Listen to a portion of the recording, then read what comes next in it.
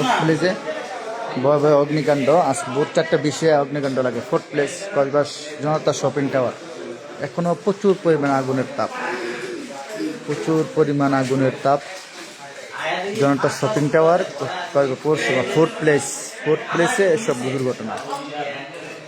দেখুন অবস্থা, কি অবস্থা, পুরা আল্লাহ বাঁচাইছে। পুরা মার্কেটে আগুন, পুরা মার্কেটে আগুনে লাগেনি, শুধু ফোর্থ প্লেস আগুন লাগছে। দেখেন শুধু ফোর্থ প্লেসে আগুনটা হচ্ছে, আর অন্য কোথাও আগুনটা সূত্রপাত হয়নি।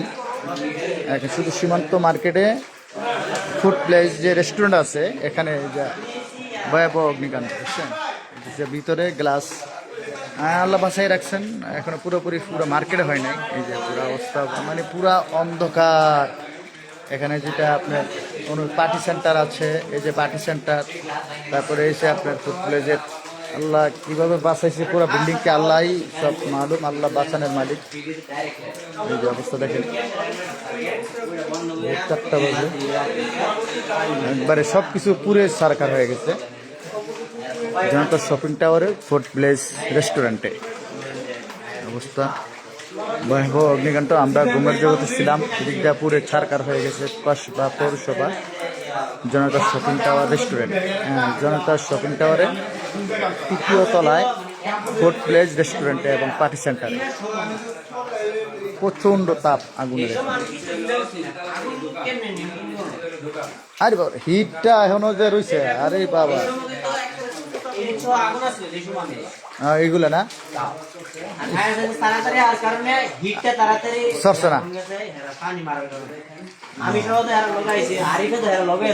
গাড়ি থেকে ইয়া থেকে আনছে, খালের থেকে আনছে পানি।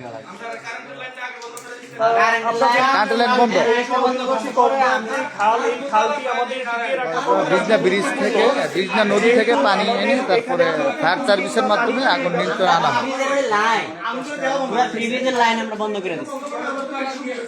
বুদ্ধির কাজ দিচ্ছে, এরা না তো ঢুকতে পারতো না। অনেক ভালো হয়েছে কারেন্টের লাইন বন্ধ। পার্টি সেন্টারটা পুরো সরকার হয়ে গেছে। যারা দূরে আছেন ফজরের সবাই ঘুমের মুহূর্তে, সবাই ঘুমের জগতে, এদিক দিয়ে আমাদের কসবা জনতা শপিং টাওয়ার 3য় তলায় ফোর্থ প্লেস পুরে সরকার। তো যাই হোক, আল্লাহ তাআলা মালুম, আল্লাহ বাঁচায় রাখার মালিক। ভয়াবহ অগ্নিকাণ্ড ঘটে না, শুধু রেস্টুরেন্টেই পড়েছে, শুধু রেস্টুরেন্টেই পড়েছে, আর বাকিগুলো ইনশাল্লাহ ঠিক আছে। পুরা বিল্ডিং পুরে নাই, শুধু রেস্টুরেন্ট। আলহামদুলিল্লাহ, আল্লাহ হেফাজত করছে আমাদের সকলকে।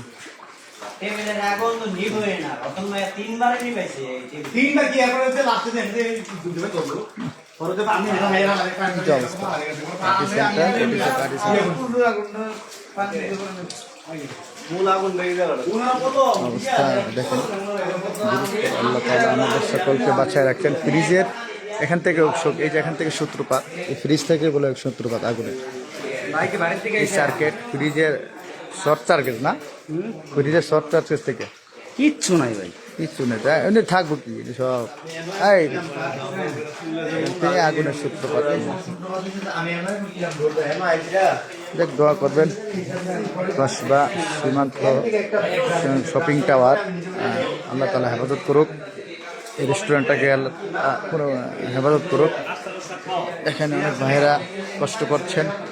আমাদের পাশের, আমার মাদ্রাসার আমার পাশের বিল্ডিংয়েই এই সব দুর্ঘটনা। আমার ফ্ল্যাট থেকে স্পষ্ট দেখা যায়, পাশে রাস্তা দক্ষিণ পাশে আমরা থাকি, আর উত্তর পাশে এসেছে জনতা শপিং টাওয়ারটা, এখানে এই সব দুর্ঘটনা। যাই হোক, আল্লাহ তাআলা বাসায় রাখছেন।